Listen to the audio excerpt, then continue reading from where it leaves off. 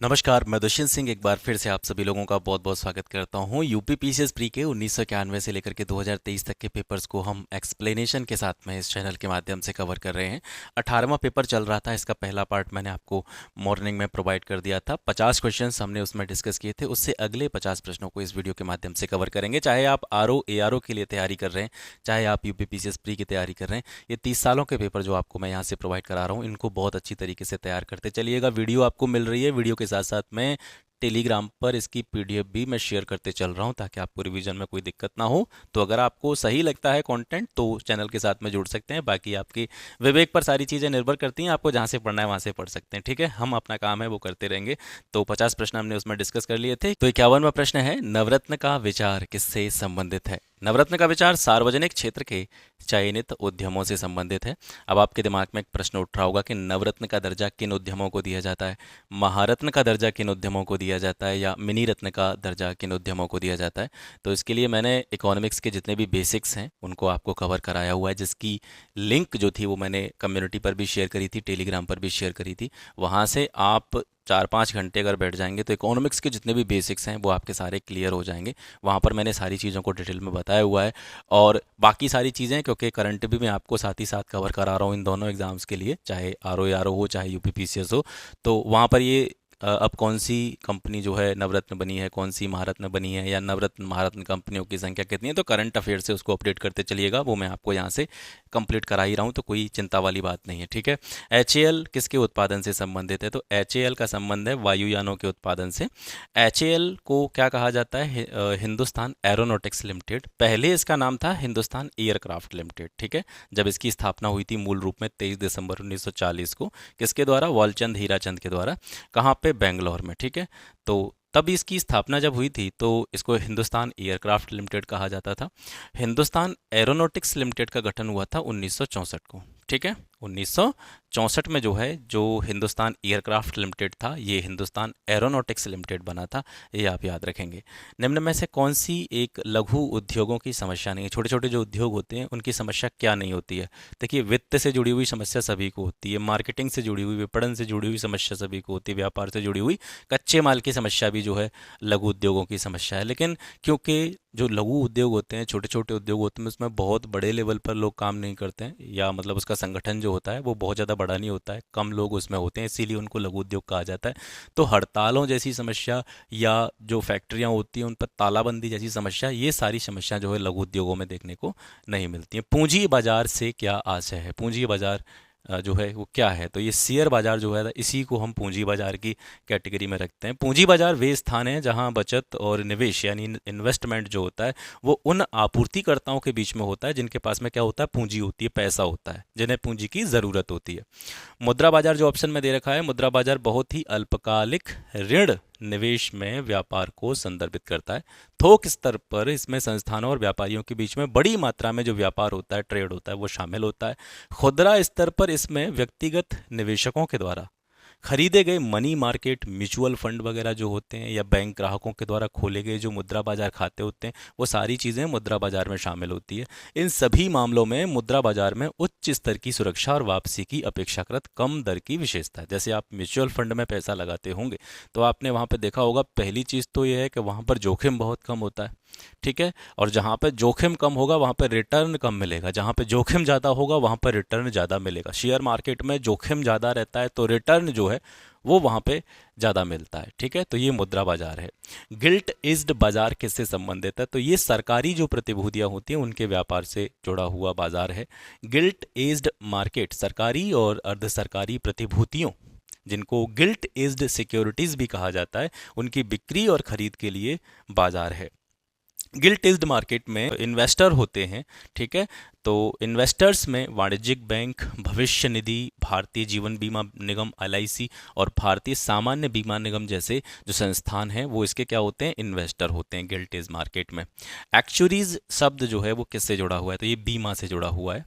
अर्थशास्त्र, सांख्यिकी और गणित के क्षेत्र में विशेषता वाले व्यक्ति जो बीमा व्यवसाय के लिए जोखिम मूल्यांकन और प्रीमियम आदि के आकलन में मदद करते हैं, उसी को क्या कहा जाता है, एक्चुरीज कहा जाता है। एक्चुरीज के व्यवसाय को रेगुलेट करने के लिए संसद के द्वारा एक्चुरीज बिल 2005 पारित किया गया था। ठीक है, इसको आप याद रखेंगे। निम्न 4 विदेशी बैंकों में से जो भारत में कार्य संचालन कर रहे हैं, किस एक की सबसे ज़्यादा ब्रांचेज हैं? तो स्टैंडर्ड चार्टर्ड बैंक की शाखाएं जो हैं वो सबसे ज़्यादा हैं।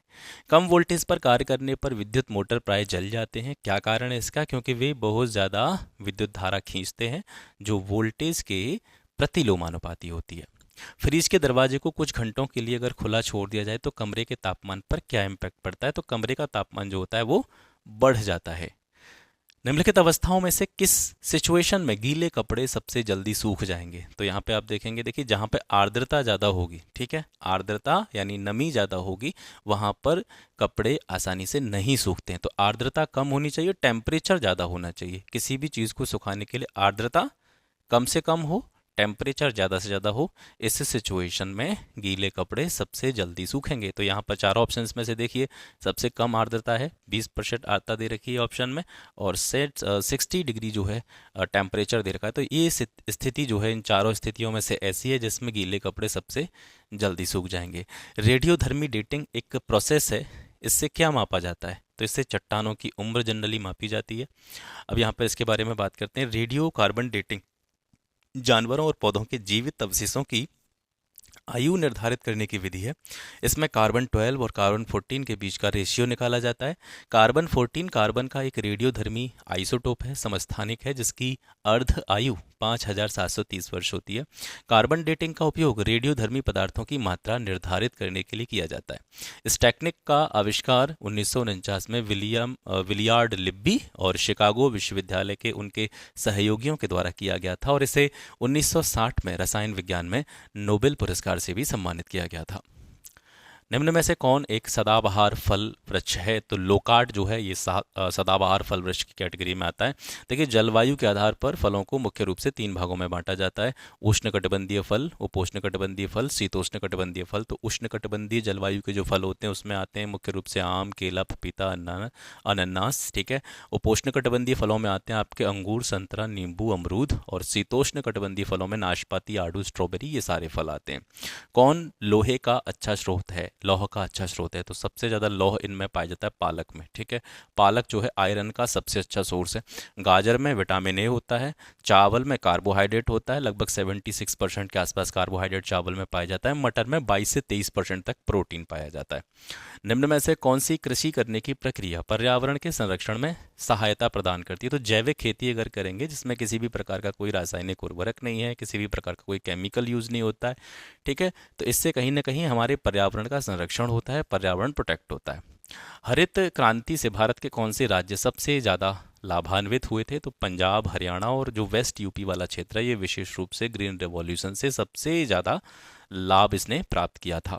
निम्नलिखित राज्यों में से उस राज्य को चुनिए जिसमें सर्वाधिक संख्या में वन्य जीव अभ्यारण्य, नेशनल पार्क या अभ्यारण्य हैं। तो सबसे ज़्यादा कहाँ पे हैं? मध्य प्रदेश में है।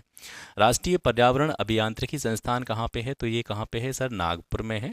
राष्ट्रीय पर्यावरण इंजीनियरिंग अनुसंधान संस्थान, इसको नीरी के नाम से भी जाना जाता है, NEERI। ठीक है, ये भारत सरकार द्वारा बनाया और वित्त पोषित एक रिसर्च सेंटर है। ये नागपुर में 1958 में स्टैब्लिश किया गया था।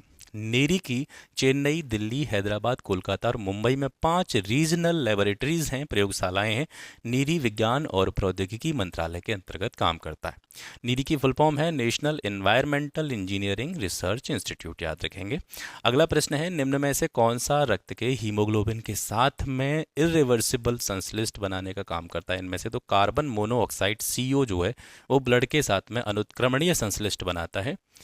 यहाँ पे देखेंगे कैसे कि कार्बन मोनोऑक्साइड रक्त के हीमोग्लोबिन के साथ में अनुत्क्रमण संश्लिष्ट जो है वो बनाने का काम करता है। ये रक्त के हीमोग्लोबिन से जुड़ करके कार्बोक्सी हीमोग्लोबिन बनाती है, जिससे रक्त की ऑक्सीजन को परिवहन करने की जो क्षमता है, मतलब ऑक्सीजन को एक स्थान से दूसरे स्थान तक ले जाने की जो उसकी कैपेसिटी है, वो जो है कम हो जाती है। कार्बन मोनोऑक्साइड रक्त के हीमोग्लोबिन से क्रिया करके मोस्ट स्टेबल कॉम्बिनेशन बनाता है, जो विघटित नहीं होता है, जो कि मनुष्य के लिए बहुत हानिकारक होता है। निम्नलिखित ग्रीन हाउस गैसों में से कौन सी गैस है जिसके द्वारा ट्रोपोस्फियर में ओजोन प्रदूषण नहीं होता है? तो कार्बन मोनोऑक्साइड जो है वो ट्रोपोस्फियर में ओजोन प्रदूषण का कारण नहीं है। इसके अलावा जो मीथेन हो गई या नाइट्रोजन ऑक्साइड्स हो गए या जलवाष्प हो गए, ये जो है ट्रोपोस्फियर में ओजोन प्रदूषण के जो है प्रमुख कारणों के रूप में देखे जाते हैं। हृदय कब आराम करता है? तो हृदय जनरली वैसे हम देखेंगे तो आराम नहीं करता है, लेकिन अगर उसको भी एक्सप्लेन किया जाए तो जो दो हमारी बीट्स, हार्ट बीट्स होती हैं, दो धड़कनें होती हैं, उनके बीच की जो समयावधि होती है, आप ये मान करके चल सकते हैं उन्हीं के बीच में जो है हृदय हमारा रेस्ट करता है। सामान्यतः वयस्क मनुष्य में हृदय जो है 72 बार प्रति मिनट धड़कता है। हृदय दो धड़कनों के बीच में आराम करता है। दो संकुचनों के बीच का काल जो होता है या विश्राम होता है, वो शिथिलन काल कहलाता है। ठीक है, दो संकुचन यानी जब हम हमारे हृदय के जो संकुचन होते हैं, मतलब हृदय का संकुचित होना, सिकुड़ना, तो दो लगातार संकुचन जो हैं उनके बीच का जो टाइम है वो शिथिलन काल कहलाता है। संकुचन के दौरान आगे बढ़ा हुआ जो ब्लड होता है, जब धमनियों के रिक्त स्थान में प्रवेश करता है तो धमनी की दीवार और रक्त में एक तरीके का संघर्ष होता है और रक्त का जो दबाव है वो बढ़ जाता है। इस प्रकार दो संकुचनों के बीच में धमनियों में जो ब्लड भरा रहता है उसे विश्रामकालीन रक्तचाप कहते हैं। मस्तिष्क और मेरुरज्जु पर चढ़ी झिल्ली में सूजन आ जाने से कौन सा रोग होता है, तो उसको बोलते हैं मेनिंजाइटिस। इसको मस्तिष्क की सूजन भी कहा जाता है। ठीक है, मस्तिष्क और मेरुरज्जु पर चढ़ी झिल्ली में सूजन आने से मेनिंजाइटिस रोग होता है। ये वायरस के कारण होता है, याद रखेंगे। इस रोग का लक्षण तेज बुखार या बाद में बेहोशी भी इसमें कभी कभी आ जाती है। मस्तिष्क और मेरुरज्जु के ऊपर चढ़ी झिल्ली के नीचे रहने वाले द्रव उसको क्या बोला जाता है, सेरेब्रोस्पाइनल द्रव उसको कहा जाता है। इसमें क्या हो जाता है, इन्फेक्शन हो जाता है, संक्रमण हो जाता है। कारकों की बात करें तो वैसे अगर आपसे पूछा जाए मेनिंजाइटिस का कारण क्या है, तो आप वायरस ही कहेंगे। मतलब ज़्यादातर समय या ज़्यादातर अगर देखा जाए तो ये वायरस के कारण होता है, लेकिन कभी कभी जीवाणु और कवक भी इसमें अपना कंट्रीब्यूशन दे देते हैं, तो उनके नाम मैंने यहाँ पे रखे हैं। मुख्य रूप से ये वायरस के कारण ही होता है। ठीक है, तो वायरस कौन कौन से, जैसे इको वायरस हो गया, कॉक्सिकेयर वायरस हो गया, कॉक्सिकेयर वायरस ए और बी टाइप के जो कॉक्सिकेयर वायरस हैं, इनके द्वारा जो है मेनिंजाइटिस होता है। जीवाणुओं के द्वारा भी कभी कभी ये देखने को मिलता है, लेकिन बहुत ज़्यादा जो है इसके लक्षण नहीं देखने को मिलते हैं। मुख्य रूप से ये वायरस के कारण ही होता है। तो जीवाणुओं में बात करें तो नेसेरिया मेनिंगिटिस और स्पेक्ट्रोकोकस न्यूमोनिया। ठीक है, और कवकों की बात करेंगे तो क्रिप्टोकोकस या ब्लास्टोमाइसिस और हिस्टोप्लाज्मा की जो प्रजातियां होती हैं कवकों की, वो जो है मेनिंजाइटिस का कारण बनती हैं, लेकिन बहुत कम केसेस में। निम्नलिखित कथनों में से कौन से सही हैं? सही उत्तर का चयन नीचे दिए गए कूट से करना है। मानव शरीर में जो जांग की हड्डी होती है, उर्विका फीमर, ये सबसे लंबी अस्थि होती है। दूसरा, हैजा रोग जीवाणु के कारण होता है। और तीसरा, एथलीट फुट रोग जो होता है वो वायरस के कारण होता है। तो इसमें से पहला दूसरा सही है। एथलीट फुट रोग जो है ये वायरस के कारण नहीं होता है, ये कवक के कारण होता है। ठीक है, कवक के कारण होता है एथलीट, हाथी पांव इसको बोलते हैं। हैजा रोग जो है ये विब्रियो कोलोरी नामक जीवाणु के कारण होता है। मक्खियां जो है इसकी वाहक होती हैं। एथलीट फुट ये जो है ट्राइकोफाइटन नामक कवक के कारण होता है। इस रोग का संक्रमण जो है संक्रमित जमीन से होता है या त्वचा के जो मुलायम हिस्से होते हैं उनको प्रभावित करता है। प्रदूषकों को उनके दीर्घकालीन प्रभाव के साथ दिए गए कूट की सहायता से सुमेलित करना है कि ये जो प्रदूषक हैं ये बॉडी के किस पार्ट को अफेक्ट करते हैं। कार्बन मोनोऑक्साइड ये केंद्रीय नर्वस सिस्टम को प्रभावित करता है। नाइट्रोजन के ऑक्साइड होते हैं, इनसे श्वास से संबंधी रोग हो जाते हैं। धूल कण कैंसर का कारण बनते हैं। सीसा जो होता है इसकी वजह से लीवर और किडनी में क्षति होती है। ठीक है, अति विवादास्पद भ्रूणीय स्टेम कोशिका के विकल्प के रूप में कौन बायोएथिकल स्टेम कोशिकाओं का अविवादास्पद स्रोत है? रिपीटेड क्वेश्चन है, पहले भी मैंने इसके बारे में बताया है। तो देखिए, जब ये प्रश्न पूछा गया था तब अस्थि मज्जा जो होता है ना, बोन मैरो से जो निकली हुई स्टेम सेल्स होती हैं, वहाँ से स्टेम सेल्स निकाली जाएं तो उस टाइम पर कोई विवाद नहीं होता था। मतलब जो स्टेम सेल्स होती हैं ये मेडिकल रिसर्च में काम आती हैं। कोई नए ऊतक का टिश्यू का निर्माण करना हो तो उसमें भी जो है स्टेम सेल्स का यूज होता है। तो जिस टाइम पर ये प्रश्न पूछा गया था तो उस टाइम पर बोन मैरो की जो स्टेम कोशिकाएं हैं वो किसी भी प्रकार के विवाद का स्रोत नहीं थी। अब जो है चीज़ें कुछ बदल गई हैं, उसको हम यहाँ से देखेंगे। स्टेम सेल जंतुओं में पाई जाने वाली विशेष प्रकार की कोशिकाएं होती हैं। ये अपनी संख्या का ह्रास किए बिना, मतलब अपनी संख्या को कम किए बिना नई सेल्स जो है वो बनाती रहती हैं। स्टेम सेल के विकास के लिए यामानाका तथा गुडान को वर्ष 2012 का नोबेल पुरस्कार दिया गया था। जब ये प्रश्न पूछा गया था तो उस समय अति विवादास्पद भ्रूणीय स्टेम कोशिकाओं के विकल्प के रूप में अस्थि मज्जा से व्युत्पन्न स्टेम कोशिकाएं अविवादास्पद स्रोत थी। मतलब यहाँ से अगर किसी भी रिसर्च के लिए बोन मैरो से स्टेम सेल्स को लिया जा रहा है तो कोई भी प्रकार का विवाद का विषय नहीं था। लेकिन वर्तमान में बच्चों के जन्म लेने के पश्चात अम्बिलिकल कॉर्ड ब्लड सेल जो होती हैं उनको एकत्रित करके संरक्षित कर लिया जाता है और संरक्षित करने वाले केंद्र को कोड ब्लड बैंक कहा जाता है, जिससे भविष्य में अंग या ऊतक का पुनर्जनन किया जा सकता है। ठीक है, निम्न में से कौन एक नॉन या गैर CSIR संस्थान है जो लखनऊ यूपी में स्थित है? तो ये है IISR। ठीक है, IISR क्या है? ये है भारतीय गन्ना अनुसंधान संस्थान लखनऊ में। ठीक है, 1952 में तत्कालीन भारतीय केंद्रीय गन्ना समिति द्वारा गन्ने की खेती के मौलिक और अनुप्रयुक्त पहलुओं पर शोध करने के साथ साथ देश के विभिन्न राज्यों में इस फसल पर किए जाने वाले अनुसंधान कार्य को समन्वित करने के लिए इसको स्थापित किया गया था। ऑप्शन में NBRI दे रखा है, ये CSIR समर्थित संस्थान है। इसको बोला जाता है national botanical research institute, NBRI। ठीक है, उत्तर प्रदेश की राज्य सरकार द्वारा मूल रूप से इसे राष्ट्रीय वनस्पति उद्यान के रूप में स्थापित किया गया था। NBRI को इसे 1953 में CSIR द्वारा अधिग्रहित कर लिया गया था। गाड़ियों को चलाने के लिए हाइड्रोजन गैस सुविधाजनक रूप से ईंधन के रूप में प्रयोग में लाई जा सकती है यदि वह कम ताप पर किसी पदार्थ द्वारा शोषित हो, ताकि वह निर्वातक द्वारा उत्पन्न तापमान पर मुक्त हो सके।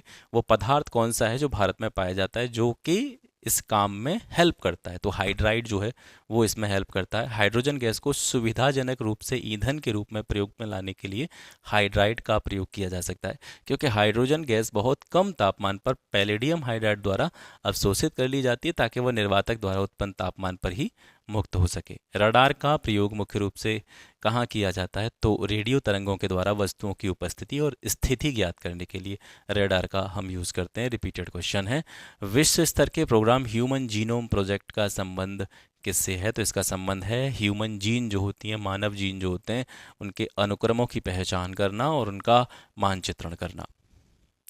ये 4 चीज़ें दे रखी हैं, रुधिर कोशिकाएं, अस्थि कोशिकाएं, बाल रज्जु, लार या जिसको सलाइवा कहते हैं।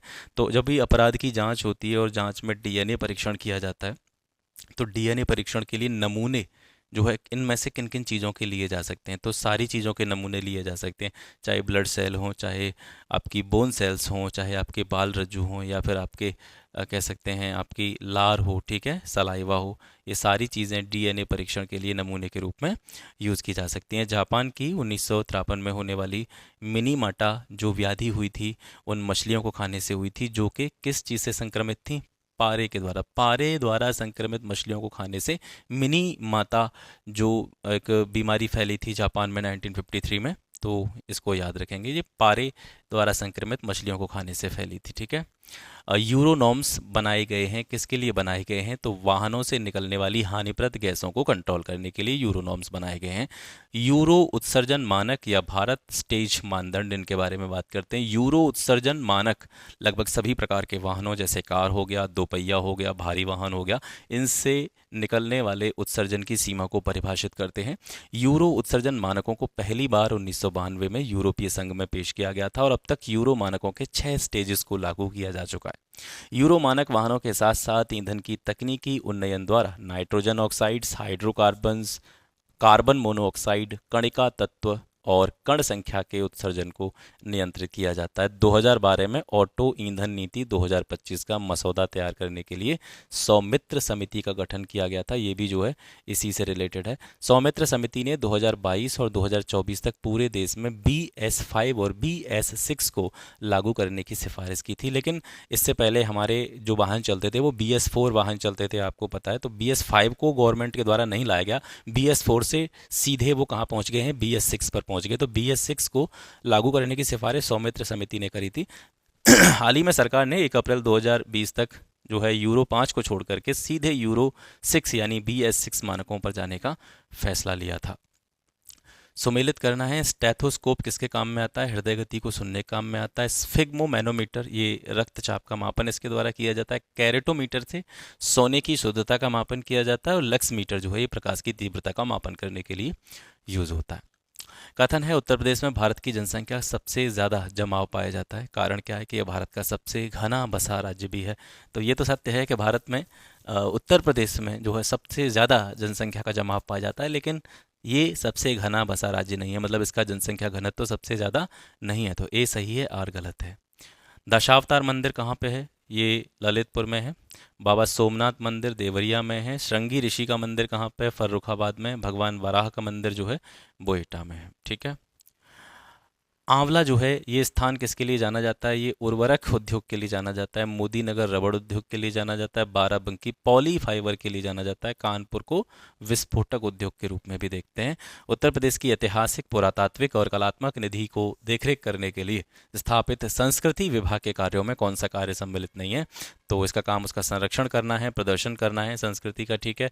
अभिलेखीकरण करने का भी जो है इसका काम है, बिक्री करने का काम इसका नहीं है, ठीक है। लोक नृत्य राहुला का संबंध उत्तर प्रदेश के किस क्षेत्र से है? तो ये बुंदेलखंड क्षेत्र का जो है लोक नृत्य राहुला। राहुला लोक नृत्य का संबंध बुंदेलखंड से है। हंसने हंसाने की इस नृत्य शैली में शिक्षाप्रद लोक कथनों, कहावतों और शिक्षाओं का मंचन किया जाता है। उत्तर प्रदेश वित्तीय निगम किसका वित्तीकरण नहीं करता है? तो ये पर्यटन से जुड़े हुए जो उद्योग हैं उनके लिए वित्तीकरण का काम नहीं करता है। बाकी स्थायी संपत्ति का क्रय करने से जुड़ी हुई चीज़ें हों या दीर्घकालीन कार्यशील पूंजी की आवश्यकता हो या हैंडलूम उद्योग हों, उन सभी का वित्तीकरण उत्तर प्रदेश वित्त निगम के द्वारा किया जाता है। उत्तर प्रदेश वित्त निगम की स्थापना 1954 में राज्य वित्तीय निगम अधिनियम 1951 के तहत की गई थी।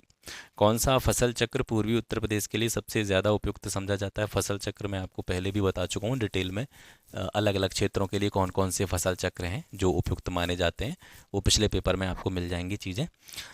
तो पूर्वी उत्तर प्रदेश के लिए धान या मक्का, और इसके साथ में जो दूसरे नंबर पर फसल आएगी आपकी गेहूं, तो ये चक्र जो है पूर्वी उत्तर प्रदेश के लिए सबसे बेस्ट माना जाता है।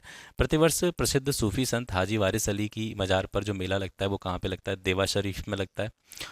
सुमेलित करना है, ये कुछ महाजनपदों के नाम दे रखे हैं, उनकी राजधानियां कौन कौन सी थी। वैसे सारी की सारी राजधानियां मैं आपको पहले भी बता चुका हूँ।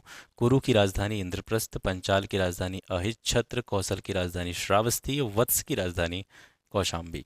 शारदा सहायक समादेश विकास परियोजना के मुख्य लक्ष्य निम्न में से क्या हैं? नीचे दिए गए कूट से सही उत्तर चुनना है। तो यहाँ पर पहला दे रखा है कृषि उत्पादन बढ़ाना, ये भी इसका लक्ष्य है। बहुफसली खेती द्वारा भूमि उपयोग के जो प्रारूप होते हैं उसको बदलना और भू प्रबंधन का सुधार करना। तो ये तीनों के तीनों कार्य जो हैं इससे जुड़े हुए हैं। निम्नलिखित में से किन ब्रिटिश अधिकारियों ने लखनऊ में अपना जीवन खोया था? किस किस की मृत्यु मतलब लखनऊ में हुई थी? तो यहाँ पे आप देखेंगे तो 2, 3 और 4, ठीक है। General Neill, major general Havelock, general Henry Lawrence, इन तीनों की मृत्यु लखनऊ में हुई थी। जनरल जॉन निकलसन, इसकी मृत्यु कहाँ पे हुई थी? दिल्ली में हुई थी 1857 की क्रांति के समय, ठीक है।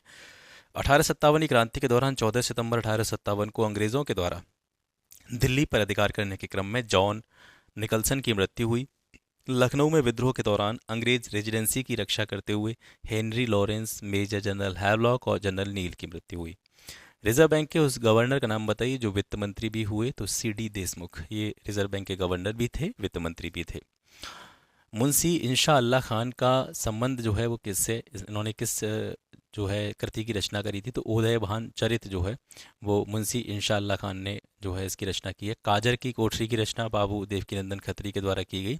हटी हमीर, ये रचना प्रताप नारायण मिश्र की है। कंकाल की रचना जयशंकर प्रसाद के द्वारा की गई। अमीर खुसरो ने किसके विकास में अग्रगामी की भूमिका निभाई? तो खड़ी बोली के विकास में अमीर खुसरो का बहुत योगदान माना जाता है। अभिनव बिंद्रा का संबंध किस विधा से है? तो निशानेबाजी से। माइकल फिलिप्स, ये तैराक हैं। मारिया शारापोवा का संबंध टेनिस खेल से है। मोहम्मद आसिफ का संबंध है क्रिकेट से। द हिमालयन माउंटेनियरिंग इंस्टीट्यूट निम्न स्थानों में से कहाँ है? तो ये दार्जिलिंग में है। The Himalayan mountaineering institute Darjeeling में स्थित है। इसकी स्थापना 4 नवंबर 1954 को हुई थी। ये 18वां पेपर आपका यहाँ से समाप्त हो गया। इसमें प्रश्नों की संख्या कम क्यों हुई है? क्योंकि इसमें करंट अफेयर्स के क्वेश्चंस भी ठीक ठाक दे रखे थे जो कि उस टाइम के थे, जिनका आज के समय में किसी भी प्रकार का कोई औचित्य बनता नहीं है। इसके अलावा आपको पता है कि उस समय पर कुछ रीजनिंग वगैरह के क्वेश्चंस भी पूछे जाते रहे थे, और इसमें इकोनॉमिक्स के मैक्सिमम क्वेश्चंस जो थे वो भी जो है करंट से जुड़े हुए थे उसी टाइम की से। तो इस वजह से इसमें प्रश्नों की संख्या थोड़ी सी कम रही है। जिन प्रश्नों का आज के समय में कोई औचित्य नहीं है उनको मैं यहाँ पे नहीं रखता हूँ, ठीक है। तो इसके साथ ही आपके 18 पेपर पूरे हो गए। आशा करता हूँ क्लास आपको पसंद आया होगा। क्लास अगर पसंद आता है तो इसको शेयर ज़रूर कीजिएगा वीडियो को, और नहीं पसंद आता है तो जो अपने विचार हैं इसको किस तरीके से और बेहतर बनाया जा सकता है वो कमेंट सेक्शन में ज़रूर दीजिएगा। आज के लिए बस इतना ही, मिलते हैं आपसे फिर एक नेक्स्ट वीडियो में। तब तक के लिए नमस्कार, जय हिंद।